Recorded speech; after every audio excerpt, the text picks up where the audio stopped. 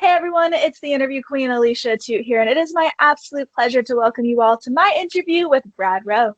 Hello, Hi, Alicia. How are you? I'm doing well. How are you doing, and how are you kind of keeping up with living this life in these crazy times? For me, COVID's been kind of crazy. It's actually my professional life has actually been booming. So I'm very grateful for that. Unfortunately, got stuck in the COVID rut of going through a divorce during this time. So a lot of highs, a lot of lows, just navigating life, but focusing on all the good right now and trying to move forward. I'm happy to hear you've been able to focus on that good. And I know for me, it's like there have been so many ups and downs. You really do have to focus on all of the positive things in order to get through because these days are long. It's like Groundhog Day every day. Tell me about it. It's like Labor Day weekend here. I live in LA. Everything's locked down. There's nothing to do. It's like just go to the beach is pretty much the only thing you can do right now. And it's going to be 100 something degrees this weekend. So that's Oh, doesn't really sound that appealing to me. no, it sounds like it would suck. Yeah. I mean, have you discovered any new hobbies or even any good shows to watch during this stuff just to kind of distract yourself from that boredom? I've actually just been working my ass off, truly. Me and my wife, ex-wife, we finally started binging a couple series. Like we got through Breaking Bad and we watched Ozarks. But that's about it. I'm not really much of a TV person. If like Sports Center's on in the background while I'm eating or writing emails and things like that. But I don't really have the attention span of a goldfish. So I have to keep go, go, go, go, go. So I'm best just working and hustling and keeping busy. I know something that has been keeping you go, go, go is the home gym that you built. It looks absolutely insane. Like, I can't believe how much equipment you have in there in the garage. It looks great. So, how long did it kind of take you to build that whole room? It was about 4 months to procure all the equipment. It started Okay. out with, obviously they told us, hey, it's going to be 2 weeks to flatten the curve. So, you're kind of stuck in limbo. You're not really sure what to do. So I started out and I just bought a Bowflex, and my training partner and I had just kind of dicked around with that. And then after like a month, I had a bunch of clients reaching out like, hey, can we come over and train? So I just started picking up little pieces of equipment here and there. And finally, just 2 weeks ago, got my last set. So I have an entire, 20 by 20 garage fully packed, and then a 20 by 10-foot tent with all types of performance type training, equipment, and everything you need from being a bodybuilder to a professional athlete. It's amazing because, of course, in your profession, you need a gym, you need somewhere to work out, and obviously, just keep super fit. So, do you think once this pandemic is eventually over and everything's back open for gyms, are you going to hit up normal gyms again, or you don't need to anymore? You have everything at home. Yeah, I don't need to right now, which is the beauty of it. And my clients actually love this. And like I said, my professional career has been amazing. So I've picked up a lot of celebrity clientele, people that wouldn't want to be in a regular gym anyway. So I'm here. I might go play around at Gold's Gym Venice again for myself for a workout here and there. But as far as like a business aspect, I'm here until I get my big facility open, which I just secured investment for, and we're in the process of getting that going. So. That's amazing. Congratulations. That's something so many people work towards, and I can only imagine all the work that goes into it. Like, that must be a massive undertaking. It's a lot of people say hard work, but I think it's a lot of luck and just knowing the right people. I had this dream and a vision, and I had one set of investors that were going through with me, and then they ended up having to leave me because they did this big investment deal with Mike Tyson, which ended up benefiting me because they got me to be Mike Tyson's trainer, strength and conditioning coach. So it was a win-win there. And then literally within a day, I had another client that I had no idea who they were, and they're a billionaire family.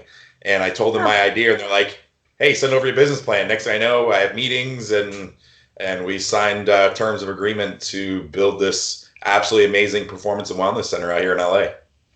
that's incredible. Working with all of these different celebrity clients, whether you're completely aware of them from the jump or you search them up after and find out they're billionaires, Right.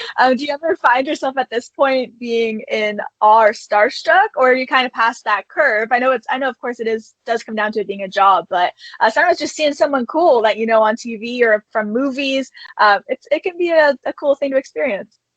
I mean, Mike Tyson's like one of the most iconic athletes of all time. It's like Michael Jordan, Mike Tyson, Right. as far as that level. So like there's days that I'm just like, holy shit, like like Mike's like hanging out with me, hugging me, like we're like buddies. Like this is just it's cool. Like and I don't really realize it until other people around me start like hyping it up and they're so excited about it. And it kind of just, you kind of just sit in the moment and realize like how fortunate you are. I'm so always so focused on what I want out of life and what goals are. And I'm not really a celebrity person. That don't really do much for me. But every once in a while you kind of sit back and you're like, this is kind of cool. This is an amazing experience. Right. No, that's incredible that all lined up for you. Like that's amazing. Well, Yeah. sports Yeah. is Very obviously, fortunate. yeah, well, sports have been your thing since you were a kid, as you dove into everything from football, basketball, and baseball. So have you always just been super competitive from the jump and just kind of had that drive and determination to win? Yeah, I mean, I had one of those families that, I could, in football, I could rush for like 200 yards, 3 touchdowns, and they'd like bitch me out about like that one little block that I missed or something like that. So it was just a highly competitive family that kind of pushed me in sports and kind of never allowed me to really enjoy my successes. And it's always about being better and doing more. So, when football ended my career, I needed something to keep me competitive. I need goals continuously. And that's how I fell into bodybuilding. It was just something to keep me on edge, keep me structured, and to work towards every day. So I feel like I'm constantly achieving something. It's interesting because a lot of people, when they get into bodybuilding, they've either loved the sport for years or it's been their goal for a very long time. And in a way, it kind of fell into your lap in like the best of ways because of the online agency reaching out to you. So, I mean, did it take a while to get used to that lifestyle and conditioning, or did it all come fairly quickly to you and getting familiar with the sport? It came pretty quickly. At first I honestly was embarrassed because I didn't know the history of bodybuilding. I didn't know about any of the competitors in the 90s and the 80s and the 70s. So guys would ask me all these questions. I'm like, I have no idea. This wasn't my thing. Right. Ask me anything about football and I can spit out any information you want. Then over time I became a historian. I really studied the sport and I studied the greats that came before me. Really studied posing routines and things like that, and looked at physiques that I kind of wanted to emulate, and really enthralled myself into bodybuilding. It's one of the most unique sports out there because it's truly it's a 24/7 endeavor. Like in college, I was a Division I football player, and you practice during the day, you play your game Saturday night, and then all of a sudden you go home and you drink a 30 pack while you party. Bodybuilding, you can't do that. There is No. no partying. There's no, if you want to be your absolute best, you're on point 24/7, 365. So it's one of those things that kind of really fit into my mental space because I'm a very organized person. I'm very neurotic, very OCD. So it fit perfectly into my lifestyle. But then also there's some negatives to that because I am so robotic and so OCD that I've neglected a lot of people and a lot of things in my life because of that. So, it's hard to find that balance. And if you want to be great at something, there really is no balance. You got to be all in for the most part. No, definitely. And you mentioned how it is a 24/7, 365 sport.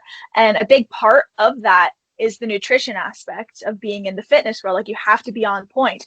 But then again, being so fit all the time, you definitely want to get in those cheat meals once in a while. And I came across yours being a burger, fries, 2 slices of pizza, coffee, ice cream with Oreos, and then a brownie. So is that all at Okay. once? Yeah, yeah. It's, I used to say, I train so I can eat. Most people Right. train because they love it. I kill myself that way I can enjoy food. I'm a foodie. I love, which is funny because like I was a junk food junkie waking up and growing up. I ate McDonald's breakfast every single morning before school, before a football game in high school. It was like a 2 liter bottle of Pepsi and a bag of chips. My nutrition was terrible. So when I first got into bodybuilding, my best friend called me out. He's like, listen, you can train, you can do all that. He's like, you cannot stick to a diet. He's like, you love your food way too much. So then I realized that, hey, the harder I push, the quicker I can get that cheat meal. So I'd always throw in like an extra 5 or 10 minutes of cardio here and there. So my coach would give me another cheat meal sooner. And now that I'm retired from the sport, I'm trying to find balance of that. And so I've really found food sources that I enjoy, that I eat, on a daily basis, that I don't feel like I have to have these crazy binges here and there, and found a lot more balance over the last few months. And it must be a big difference. You mentioned retiring from the sport there, not having to always be in that 24/7 mindset and in a competition, just look that's something you really have to cut down for and be shredded for. So you must have a little bit of leniency when it comes to those, not just cheat meals, but just not always having to be like super tight with your meals. Yeah, yeah. It's one of those things that for me, early on in bodybuilding, I realized that my career had a lower ceiling. I'm not as genetically blessed as a lot of guys, so even me putting on 20 something pounds of muscle, I'm never going to win big shows. Just structurally, I just don't have what it takes. So for me, it was always about the business of bodybuilding. So I'm one of those guys that stayed in shape year round, so I probably hurt myself as far as placings in bodybuilding wise because I didn't want to put on all the muscle and the size, but it helped me because I got into commercial acting. Whenever photographers or magazines needed a bodybuilder for a photo shoot, they knew that they could call me because I was always in shape. So that's kind of just been my calling card is always being in shape. So that's something that I kind of pride myself on, and something I'm going to maintain, post retirement is, I'll probably drop 10 or 15 pounds of muscle, be a little more athletic, but I do want to stay in great shape all year long because that's just always been my calling card. And if you feel good about yourself, you're going to perform better in everything in life, whether it be work, relationships, whatever it may be. So that's kind of always been my perspective. And I'm sure as the training continues to go with Tyson, seeing him side by side, that'll be a little bit of motivation to not slack. Yeah, exactly. He's Mike's an all-in kind of guy. He's one of those people, like when he puts his mind to it, it's just he does not deviate from the plan whatsoever. Like actually this whole week we've been fighting with him because he's pretty beat up. He was supposed to fight this coming weekend and everything got pushed back. So we've had a whole training camp and his body's beat up and we're like, Mike, we need you to take a couple of days off, and he like fights with us. So like me and his boxing coach had to sit down and kind of have an intervention with him, like, no, like you need like 5 days off, trust me. And still he ended up showing up training yesterday. He didn't box, but he came here and trained. Yeah, That's yeah, hilarious. running like 8 miles a day. It's like, Mike, relax. But that's just how he is. He's an all-in kind of guy. That's amazing. Well, the last thing I wanted to talk about or ask you about is how you're, of course, very active on social media and you have such a great following. So what would you say is one of the weirdest or funniest things that you have read about yourself online in the comments? People think I'm the Ted Bundy of bodybuilding, especially in like my YouTube videos. Yeah, because I'm so just intense. Wow. All the time. Yeah. So that's probably the weirdest thing. Yeah. The Ted Bundy of bodybuilding. So hopefully I don't become a serial killer. Yeah, fingers crossed. Yeah. You can only wish. Well, I want to wish you the best and definitely wish you that is not in your future. But just thank you so much, Brad, for taking the time and for coming on here. It's been awesome getting to chat with you today. Thank you so much. I truly appreciate the opportunity. Of course, everyone, this has been the awesome Brad Rowe. I'm the interview queen, Alicia Atout. And be sure to check out aliciaatout.com for all exclusive interviews and features. We will see you next time. Bye, everyone.